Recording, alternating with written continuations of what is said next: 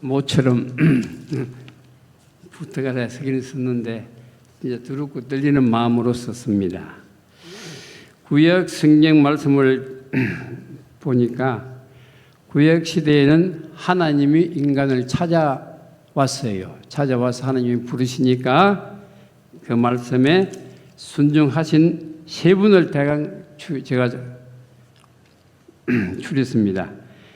아브라함과 모세와 또 다윗. 하나님은 아브라함에게 고향에서 하란에서 불러서 그 방금 말씀처럼 그 고향 친척을 떠나서 하나님이 지시한 땅으로 가게 됩니다. 그때 나이가 75세였지요.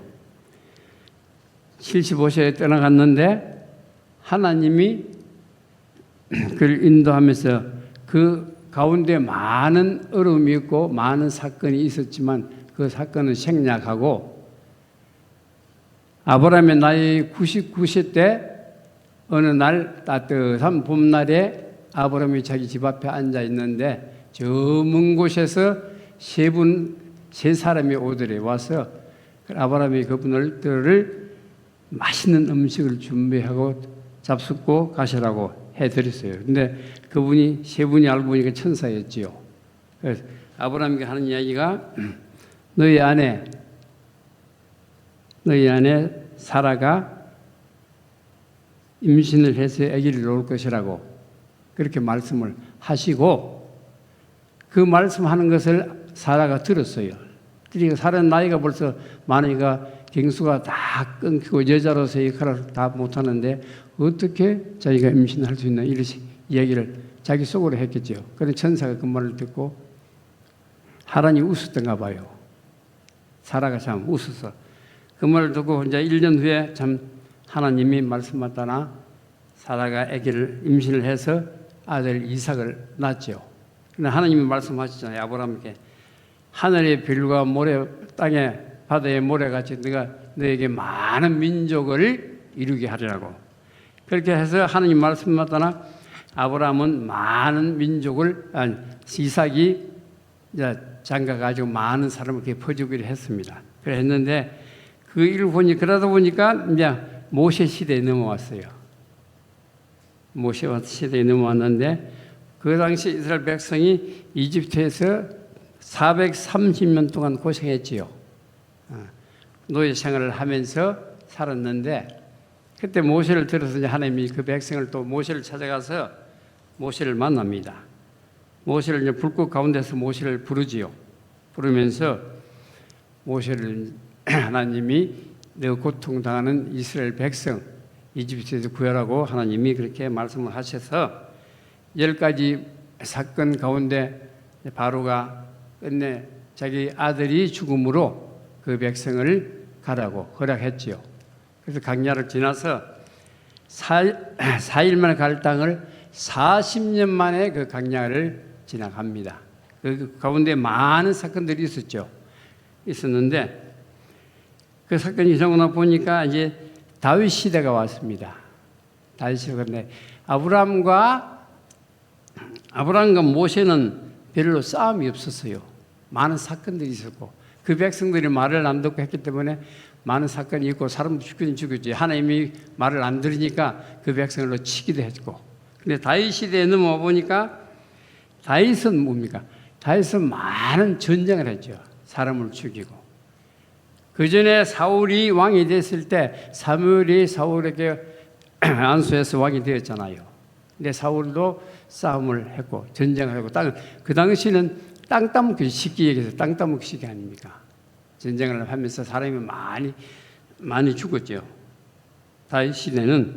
그래서 다윗 시대는 그렇게 통치하면서 사울이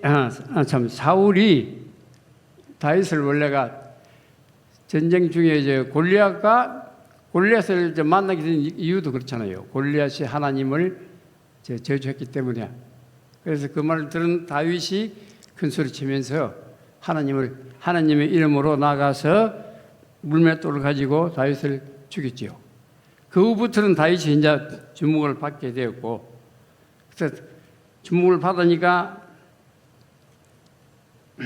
사울이 자기 딸까지 줘서 사위까지 삼았는데도 성경 말씀 보니까 악령이 하나님이 부르시는 악령이 사울의 마음속으로 들어갔더라고. 그렇게 되어 있어요. 성경 말씀이 되어 있대요. 그래서 그때부터 사울은 다윗을 미워하면서 죽이려고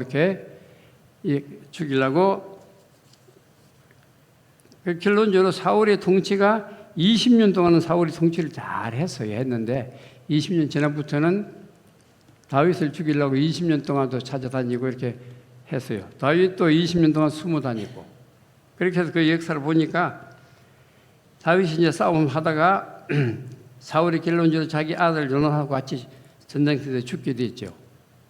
죽게 됐는데 그때는 다윗은 항상 죄를 지어도 회개를 하니까 하나님이 용서해 줬죠. 그러나 회개하지 않는 사울, 결론적으로 하나님이 전쟁터의 사울과 그의 아들을 죽음으로 몰아넣게 됐습니다. 그런데 다윗도 죄를 많이 지었지만 하나님께서 회개함으로 그를 다시 왕으로 또 삼게 되었고 다시 훌륭한 왕으로 삼아서 지금도 이스라엘 백성이 다윗 시대를 그리워한답니다. 전국 통일이 됐으니까 그 당시에는. 그래서 다윗 시대처럼 지금 이스라엘이 통일된 것을 되고자 하지만 그것이 또 되지 않고 있으니까 지금도 전쟁 중에 있지 않습니까? 그와 마찬가지로 하나님이 함께하는 사람은 무슨 일을 하더라도 죄를 지었으면 회개하는 그 회개함으로 하나님이 그를 용서해주고 다시 들여 쓴다는 것을 이 말씀 속에 생각하셨으면 좋겠습니다. 그래서 오늘 제가 이 좀 찬송이 하나 부르고 하겠습니다. 이 주와 함께라면 이 찬송인데 같이 부릅시다. 같이.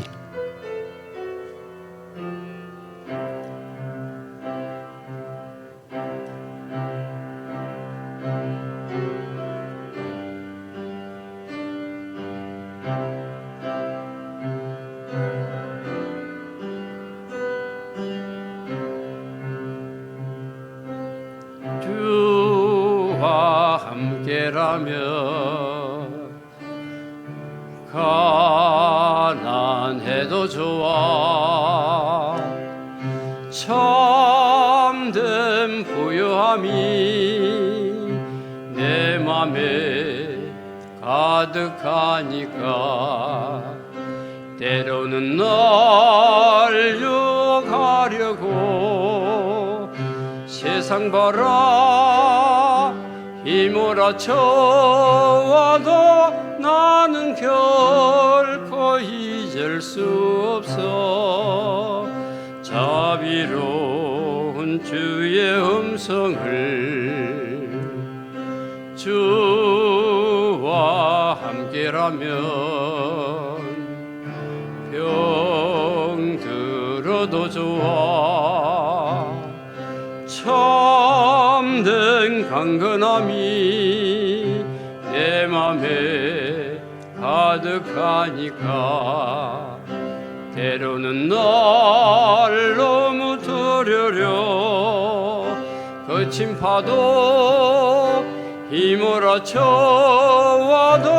나는 결코 놓을 수 없어 따사로운 주의 손길을 내 맘 아시는 주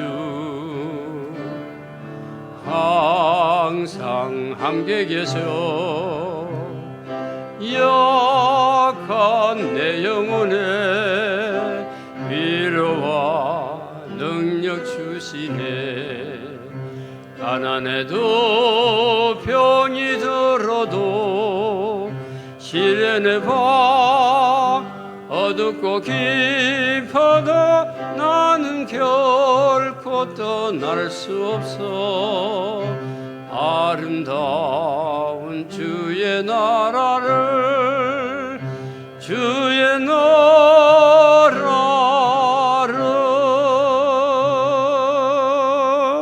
또 신약을 넘어가 보니까 신약의 말씀 속에 신약은 주님의 사건 아닙니까? 주님의 신약에 하나님이 마리아로 성령으로 잉태해서 주님이 태어나셨고, 신약 속에서는 사도 바울의 사건이 주로 많이 보니까 있습니다. 사도들은 예수님을 핍박했지요. 다메섹에서 예수님이 사울을 부르세요. 사울아, 사울아, 네가 나를 왜 핍박하느냐. 그래서 그때 사울의 눈이 안 보였죠. 안 보여가지고 다메섹에서 아나니아란 선지자를 만나서 안수받고 눈을 뜨게 됐죠. 그렇게 해서 사울이 큰 하나님의 일꾼이 되었지 않습니까? 그런데 예수님 이 땅 우리가 살면서 예수님은 자기의 모든 행적을 자기가 돌아가실 하늘 나라에 갈 그 시간까지 다 알고 계시잖아요. 그런데 우리는 그것을 모르고 있잖아요. 언제 하나님이 부르실지, 내일 부를지, 후날에 부를지, 언제 부를지 모르니까 늘 항상 기도하면서 우리가 살아갈 때 하나님 앞에 기도하고, 언젠가 우리도 이 땅을 떠나서 천국에 가야 되니까, 사실은 천국이 없다면 예수 믿을 필요가 없잖아요. 그러나 우리가 예수 잘 믿고 천국에 가는 그날까지 열심히 예수 잘 믿고 우리 전도 열심히 하면서 살아가는 저희들 되기를 바랍니다. 그래서 우리 일은 아무도 몰라요. 내일 일을 모르니까 오늘 내일 일은 난 몰라 이 찬송하고 설교를 마치고자 합니다.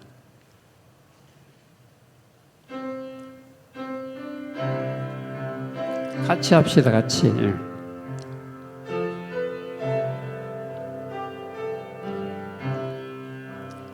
내일 일은 난 몰라요. 하루하루 살아요. 불행이나 여행함도 내 뜻대로 못해요.